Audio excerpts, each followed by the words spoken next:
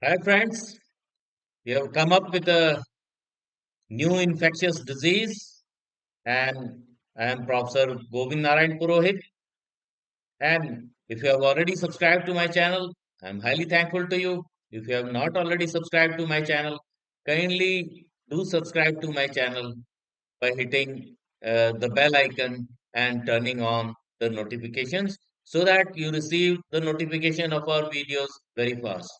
So today we discuss about hemorrhagic septicemia.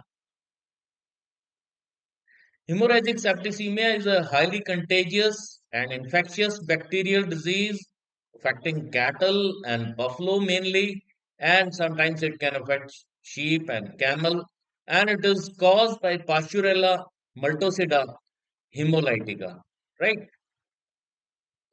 The etiology of the disease is caused by a bacterium Pasteurella multocida, which is found in the respiratory and digestive tracts of infected animals. An organism has many serotypes, but the B is to 2 is more common in cattle and buffalo. And buffalo is more common, and buffaloes are more susceptible. The disease is more common during the monsoon season when there is a stress of high temperatures, high humidity. During that time, the disease is more common. The transmission of the disease, the HS bacteria reside in the nasopharyngeal region, tonsils of cattle and buffalo, and the organism can be transferred through direct or indirect contact with sick animals via inhalation, and the organisms can also be transmitted through infected feed and water. Right? The disease, the pathogenesis of the disease spreads by injection of the contaminated feed and water or contracting the organism by inhalation.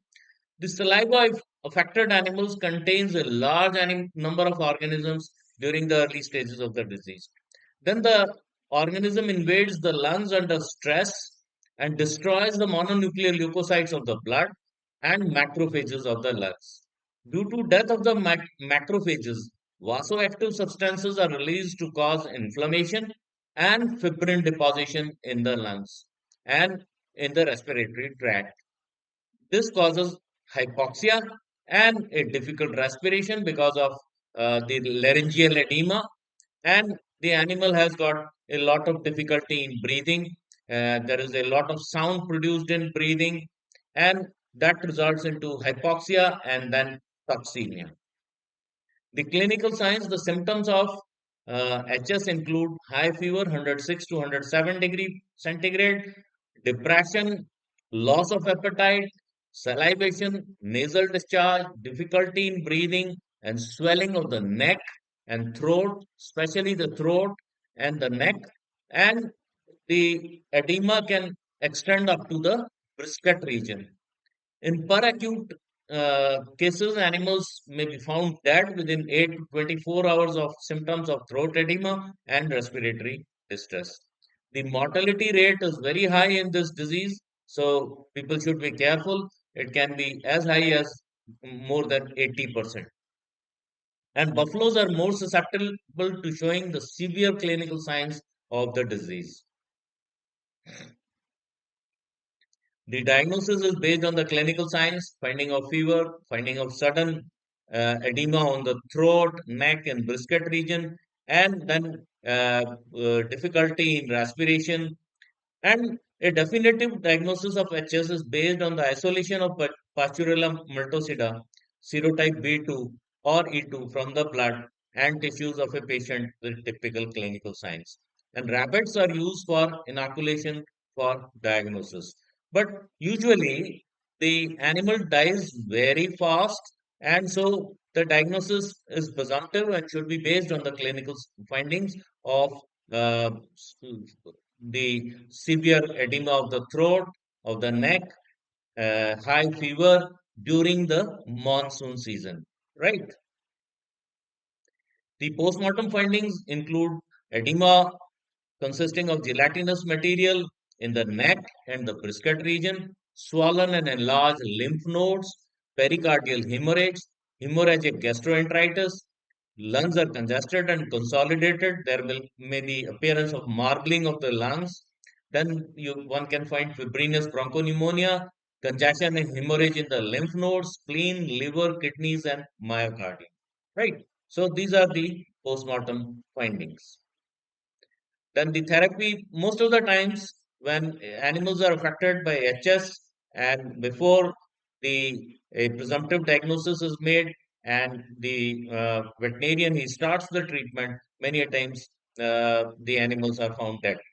And but one can attempt treating the animals using sulfonamide and trimethoprim along with other antibiotics such as tetracyclines or chloramphenicol, and of course, one should use all symptomatic treatment for fever analgesics, antipyretics, anti-inflammatories, anti-allergics, bronchodilators if the respiratory distress is very severe, and all other symptomatic drugs can be used for therapy of hemorrhagic septicemia in cattle and buffalo.